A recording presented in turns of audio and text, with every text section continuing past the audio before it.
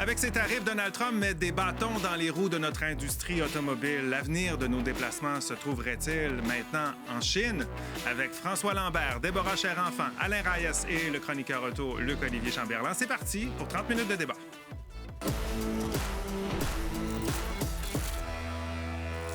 Ce que Donald Trump appelle le jour de la libération est loin d'être une journée victorieuse pour une grande partie des pays de la planète. Le président américain qui a annoncé des tarifs minimums de 10 % à peu près tous ses partenaires. Pour le Canada, c'est statu quo. Les tarifs annoncés au cours des dernières semaines demeurent. Rien de plus, mais on va se dire c'était déjà beaucoup. Et un des secteurs les plus touchés, qui est du même coup le plus intégré en Amérique du Nord, c'est celui de l'automobile. Ce que Donald Trump a confirmé aujourd'hui fait craindre le pire pour notre économie.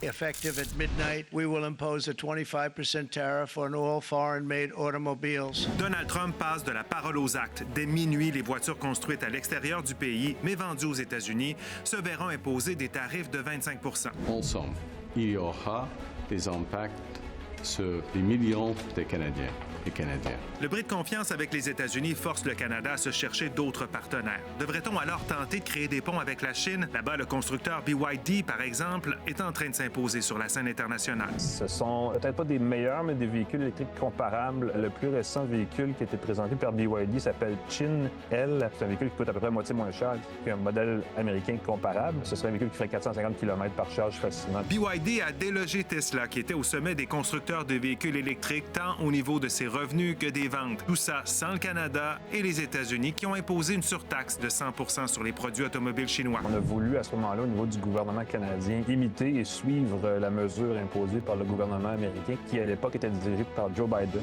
et qui visait en fait à limiter la prise de marché par les constructeurs chinois en Amérique du Nord. En suspendant cette surtaxe, des experts sont d'avis que l'entreprise pourrait être intéressée à s'installer ici et créer des emplois. Mais ce n'est pas sans soulever certaines craintes. Probablement pas, parce qu'il y a des considérations géopolitiques importantes par rapport à la Chine. Le gouvernement se réserve le droit d'aller piger dans l'information des entreprises chinoises s'il en sent le besoin, et ça crée vraiment un niveau d'insécurité très élevé sur la confidentialité des données, sur la vie privée des gens qui achèteraient ces véhicules-là ici. Alors, notre question ce soir, guerre tarifaire, devrait-on ouvrir notre marché aux voitures chinoises, en fait? Premier tour de table. François, qu'est-ce que tu en penses? Bien, on n'aurait jamais dû le faire. Donc oui, il faut l'ouvrir parce que là... Quand tu dis on n'aurait jamais dû faire, c'est imposer des tarifs de 100 % Parce que là, un coup qu'ils sont là, on est en campagne électorale, ils ne peuvent plus les enlever comme ça parce que ceux qui vont être beaucoup, c'est les gens à Windsor qui sont déjà touchés. Mais il va falloir trouver une solution pour les laisser parce qu'on ne réussira jamais la transition énergétique sans les voitures chinoises. Sans les voitures chinoises. Alors oui, selon toi, il faut ouvrir ce marché-là. Déborah? Moi, c'est non pour l'instant, ceci étant dit, mais je pense qu'avec les relations diplomatiques qui ont été quand même tendues entre le Canada et la Chine au cours des dernières années, je pense que ce n'est pas nécessairement le bon moment de faire cette ouverture-là. Mais présentement, en contexte de guerre tarifaire, je pense que ça aura des répercussions économiques, commerciales beaucoup plus importantes, néfastes même, qu'on n'imagine. Donc pour moi, c'est non. Alain? Oui, malgré tous les enjeux géopolitiques, je pense qu'on doit envisager l'ouverture de notre marché pour les véhicules chinois et je spécifierais particulièrement pour les véhicules électriques. Luc-Olivier? Par où commencer? À la base, moi, c'est non. Principalement parce que la raison pour laquelle le Canada avait suivi les États-Unis avec la surtarification de 100 %, c'était littéralement pour protéger cet écosystème économique-là qui est extrêmement lourd au Canada. Et donc, il faut continuer de protéger. C'est ça que je comprends. Notre question est sur Nouveau.info depuis 17 heures. On regarde ce que les internautes en pensent en ce début d'émission. Eh bien, 74 % des internautes pensent que oui, on doit ouvrir notre marché aux voitures chinoises, alors que 26 % les répondants pensent que non. Vous n'avez pas encore répondu. Bien, quand vous avez votre idée de fait, vous allez balayer le code QR qui va apparaître à l'écran ou aller sur Nouveau.info. Répondez à la question. Commentez par courriel sur X ou sur Blue Sky. On veut vous lire. Et petit rappel, c'est ta deuxième présence à notre émission. Oui. Tu te souviens de ton interlocuteur? Oui. Tu peux t'en servir une fois pendant l'émission.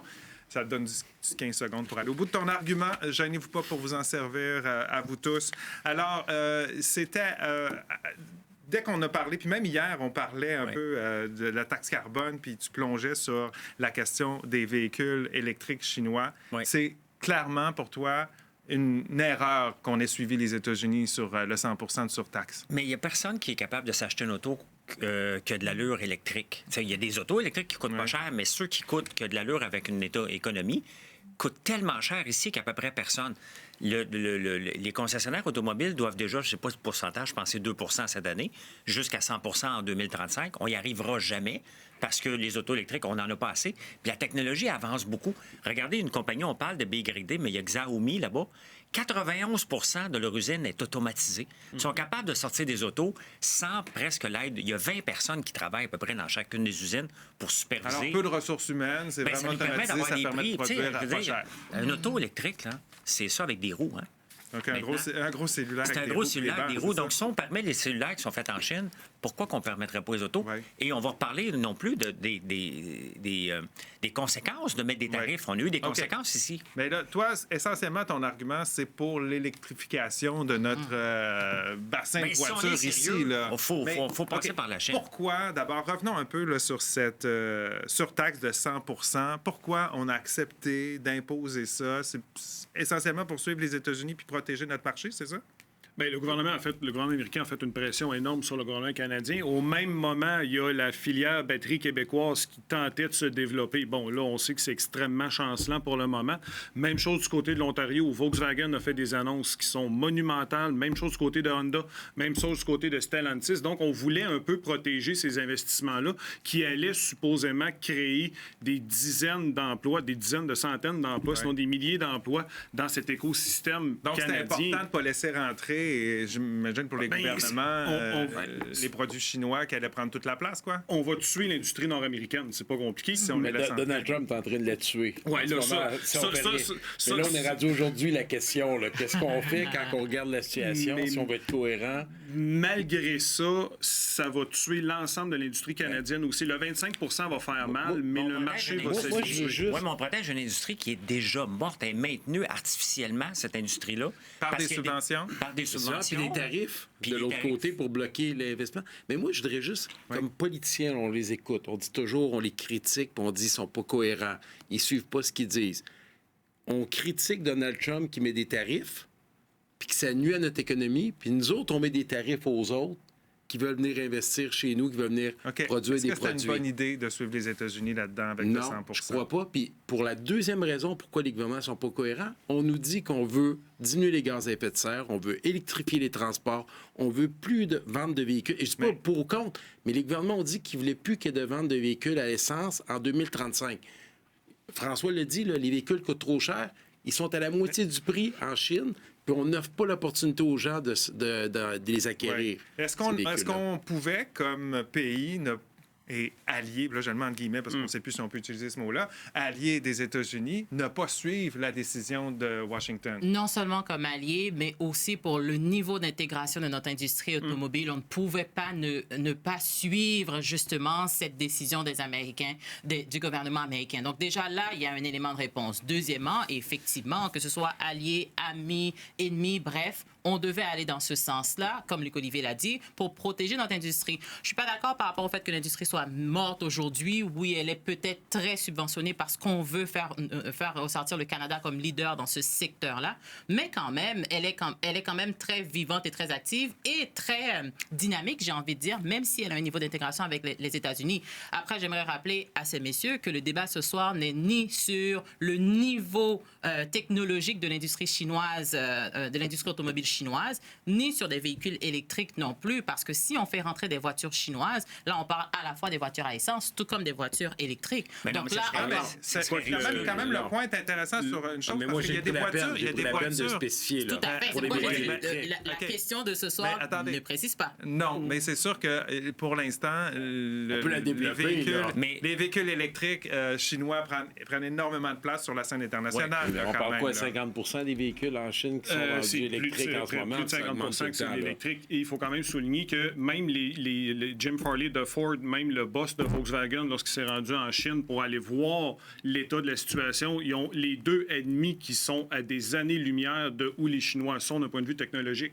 Il n'y a aucun constructeur occidental en ce moment. À ce Tesla niveau-là. est quand même assez avancé, mais est quand même en retard à bien des égards par rapport... Fait qu'on bloque les autres pour Mais en évoluer fait- nous autres puis devenir meilleurs. Mais on parle de centaines de milliers d'emplois parce que tout le modèle mais nord-américain va artificiellement, disparaître. On dit Mais- qu'on veut diminuer les gaz à effet de serre. Oui, c'est cohérent ou on ça, n'est c'est pas un autre cohérent? débat. Puis, Mais quand vous vous voyez dites- le nombre de Déborah, elle a dit, on véhicules n'avait sur pas la le choix route. de... Ben Ouais, oui. attends un peu, tu as dit, on n'a pas le choix de suivre les États-Unis.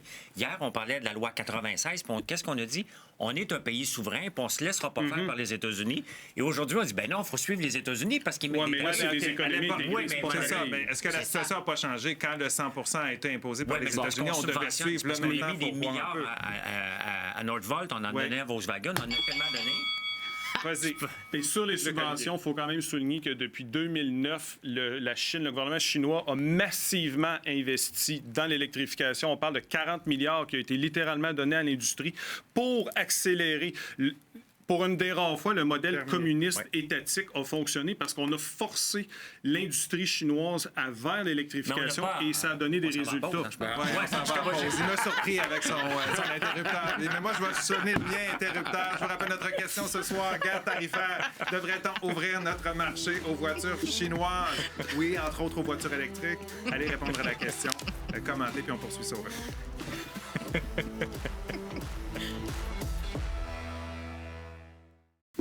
On est de retour au débatteur. Guerre tarifaire, devrait-on ouvrir notre marché aux voitures chinoises? C'est la question qu'on vous pose ce soir. Allez y répondre, commentez également. On veut vous lire en fin d'émission là-dessus. OK, si on enlève la surtaxe de 100 sur les voitures chinoises, qu'on ouvre notre marché, est-ce qu'on peut penser que des entreprises comme BYD viennent s'installer ici et créer même des emplois, ou il enverrait les voitures déjà fabriquées en Ben, Chine? il y a eu des... BYD avait déjà manifesté son intention de venir construire une usine au Canada pour faire l'assemblage dans le but de vendre en Amérique Et du au Nord, Mexique, Canada, si je aux me trompe États-Unis pas. aussi. Ben, en fait, ils vendent déjà sur le marché mexicain et sud-américain. Ça, c'est déjà acquis. C'est des territoires qui sont plus facilement accessibles que le Canada et les États-Unis. Il y avait cette possibilité-là. Le gouvernement canadien, avec la situation actuelle, ben ils ont reviré BYD. Ils ont dit non, désolé, nous, ça nous intéresse. OK, mais si on recule, par exemple, c'est un peu la question, puis il y en a autour de la table qui disent oui, on doit ouvrir notre marché aux voitures chinoises. Si on le fait, est-ce qu'on peut penser de créer des emplois, dans le fond, là? Parce qu'on sait qu'avec ce qui se passe aux États-Unis, on va en perdre dans le milieu de l'automobile. Moi, je vais ramener ce mot-là que j'ai hâte d'entendre dans la bouche des politiciens, la cohérence. Si on veut être cohérent, il faut répondre à nos objectifs qu'on s'est donnés.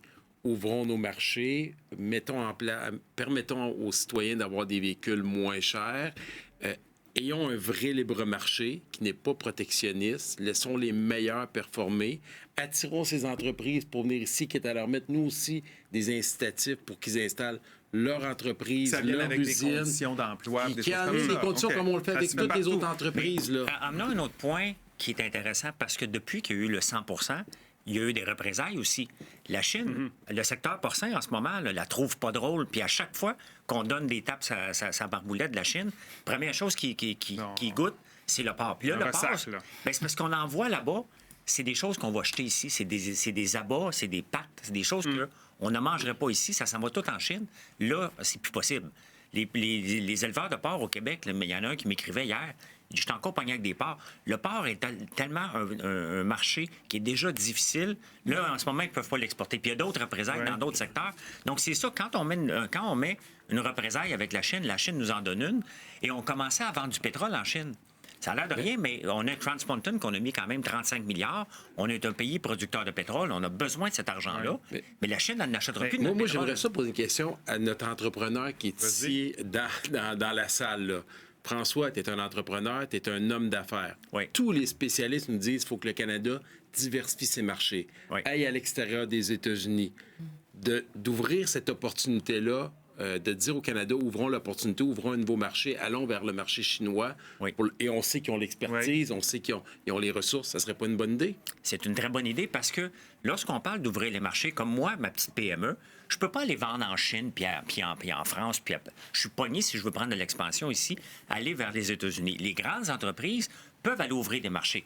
C'est facile en ce moment. On a juste à dire aux Chinois que parfois on te l'enlève, mais tu vas prendre plus de parts, puis tu vas en acheter du pétrole. Il y a moyen de rentabiliser, puis en même temps, Le pétrole, on va s'en servir pour le tuer, comme la Norvège le fait. Il y a moyen de faire des deals là-dessus. OK, mais quand même, Ouais, mais la il y a quand même Norvège, des risques. Là. Je veux dire, il y a des risques qui sont soulevés en Oui. termes, Réel. oui, de sécurité de la voiture. Ça, c'est une chose parce qu'il faut qu'il soit adapté à nos normes nord-américaines. Oui. Mais au-delà de ça, les risques technologiques, ces voitures-là, en tout cas, si on prend l'exemple de la Tesla qui est remplie de caméras, Ouais. On peut imaginer que c'est la même chose, j'imagine, avec leur voiture. Là. C'est exactement la même chose. Et même du côté de chez Tesla, c'est une grosse question éthique, notamment la fameuse caméra qui est à l'intérieur du véhicule que Qu'est-ce Tesla qu'elle fait? utilise. Oui. C'est pour prendre des paramètres, mais il n'y a personne qui sait réellement ce que le constructeur fait avec ces informations-là. Même chose avec le sentinelle qui est autour du véhicule. C'est correct quand le véhicule, il y a quelqu'un qui s'approche, la caméra à part. Donc, c'est un espèce de système antivol intégré qui est très intéressant. Mais il reste que le constructeur peut filmer 24 heures sur 24 tout ce qui se passe Fait que avec là, si le véhicule. ce que Mais tu soulèves, c'est le fait que si on est rendu avec des milliers de voitures chinoises, en fait, Tesla, à la limite, c'est un constructeur ami nord-américain. Là, on parle de Chinois. Là. On connaît quand même Mais ça, ça me fait la rire Chine. parce que je vais t'arrêter tout de suite parce que ça, moi, ça me rend Tu laisses débile. même pas finir son point? Ben, je le sais, tiens. On va prendre le temps. Ce chose-là, c'est comme s'il y avait un paquet de Chinois qui sont en train de regarder toutes les caméras, voir si moi, dans mon rang, je suis en train de faire le tour de mon véhicule, va dire François Lambert, ça sort à 2 h du matin. Il m'a dit quelque chose, là. Moi, quand je sors à 2 h du matin, là, j'allume mon téléphone, je fais un live. Donc, je suis en train de le dire mais t'es déjà à déjà tout en le monde. train de- oui, mais Donc, pour moi, c'est pas un argument. Ça, c'est qui est François bon. Lambert. Oui, c'est un argument qui tient la route dans le sens où il y a quand même cette, j'ai envie de dire, ce biais occidental par rapport à ce qui est fait en Chine. Puis c'est un biais qui existe encore. Est-ce que c'est plus grand quand on parle des véhicules? Et là, l'enjeu de la sécurité ou de la qualité, on ne veut pas nécessairement dire qu'ils ne sont pas aux standards occidentaux, Ouais, mais mais quand même, il y a des éléments. Mais On peut pas rentrer une auto, on mais- peut pas rentrer mais une auto ici qui définitivement. rencontre pas les normes de Transport Canada. C'est Même si on peut extrêmement pas- sévère. mais il y en il a un faut- paquet qui viennent pas parce qu'ils veulent pas scraper leurs autos. Ça va nous permettre de valider quand même des éléments, que ce soit au niveau de la qualité de la sécurité. Puis j'aimerais revenir sur 2 éléments qui ont été mentionnés, non seulement par rapport à la cohérence qu'elle mentionnait, mais aussi par rapport à cette notion de 5 secondes. libre marché. On voit à quel point le libre marché, dans quel état ça nous met aujourd'hui, et est-ce qu'on veut vraiment stimuler toutes les, j'ai envie de dire, tous les paramètres qui favorisent le libre marché? Est-ce que vraiment on veut se rendre là en favorisant cette ouverture aux voitures chinoises? Je ne pense pas. J'ai peur que ce soit l'annonce. Vas-y. Là, je vais vous dire, tantôt, j'ai posé une question à François, je pose une question à l'autre expert. C'est pas vrai que quand Tesla est allé mettre son usine en Chine, le gouvernement chinois aussi avait des craintes par rapport à la sécurité. Ils ont mis des balises pour les obliger à avoir leurs serveurs en Chine pour éviter que cette information-là se ramasse aux États-Unis, que d'autres puissent s'en servir. On pourrait faire la même chose. Donc, le gouvernement, donc, pour toute la question, Il y a moyen de mettre des l'inquiétude de la barèmes, sécurité, des règles, non? clairement, il y a moyen de mettre Ouais. des règles pour Mais ça se contrer contourne ça, là. assez facilement aussi d'un point de vue technologique. Là, on s'entend Ben, que ils les peuvent le faire Chinois avec tous sont... nos appareils qu'on a en ce moment. C'est là. sûr qu'en ce moment, ils sont peut-être en train de nous filmer, puis on le sait pas. On parle de Mais véhicules, d'après moi, je vais avoir des pubs en sortant là, de Fort ces probablement, véhicules ça chinois soit sur mis. mon Oui, téléphone. parce là. que il y a- Tesla, faut pas oublier que les Tesla qu'on a au Canada sont produites en Chine. Pas toutes. Pas toutes, mais la plupart. Polestar. La sont modèle Y, produites en ça, Chine. Donc, on a Ça, déjà ça des voitures qui sont produites On en en a Chine. Est-ce qu'ils déjà sont ici. surtaxés de 100 ces Ben voitures-là? là, ils ont une taxe. là, ils ont la l'un. taxe. Le Polestar, il y a Ben, un en fait, la problème. modèle Y a été... ils ont reconverti la production américaine parce qu'initialement, ça venait de Fremont. Là, ça a transféré vers le Texas aussi, qui alimente le Canada. Ce qui était fait en Chine, finalement, là, ça reste en Chine. Polestar, ils ont fait un approvisionnement en mer de suffisamment de modèles pour l'année modèle 2025. Même chose avec le Volvo X30. Ils ont mis ça sur des containers en mer. Dès qu'ils détachaient du port, ils étaient corrects avec un numéro d'enregistrement pour le marché canadien. Là, ils sont corrects pour avoir un inventaire pour 2025. Mais qu'est-ce que ça va être pour 26? Là, on verra. Ouvrons les marchés. Commentaire de Valentin pour aller à la pause. Il dit non, ça tuerait l'industrie automobile canadienne et empirerait notre relation avec les États-Unis, qui va déjà très mal. C'est une très mauvaise idée. Ça mettrait le Canada dans une mauvaise posture. Tiens, oui, avec notre ennemi, en tout cas notre supposé allié, les États-Unis. Je veux vous entendre là-dessus. Au retour, on s'arrête quelques minutes. D'autres commentaires? On se fait bombarder de noms de véhicules, de voitures pendant les pauses. C'est ça, avoir un chroniqueur auto qui connaît ça autour de la table. Commentaires, donc, on va en lire quelques-uns. Celui d'abord de Carl qui répond à notre question, est-ce qu'on devrait ouvrir notre marché aux voitures chinoises? Il dit oui, mais seulement pour les autos électriques. Les véhicules électriques abordables sont un plus pour l'environnement, même si elles sont chinoises. Alors, si on veut aller vers notre transition énergétique, il faut y aller, selon Carl. Daniel nous dit oui, on devrait avoir une ouverture sur les voitures chinoises. Si le Canada était un grand producteur de voitures, mon avis changerait, mais ce n'est pas le cas. Et Sébastien nous dit non. Est-ce qu'on veut vraiment faire affaire avec un pays communiste qui exploite ses travailleurs et qui ne respecte pas l'environnement? Ce sont des points qui sont ramenés parfois, entre autres, on l'a vu dans la capsule tout à l'heure, par des politiciens.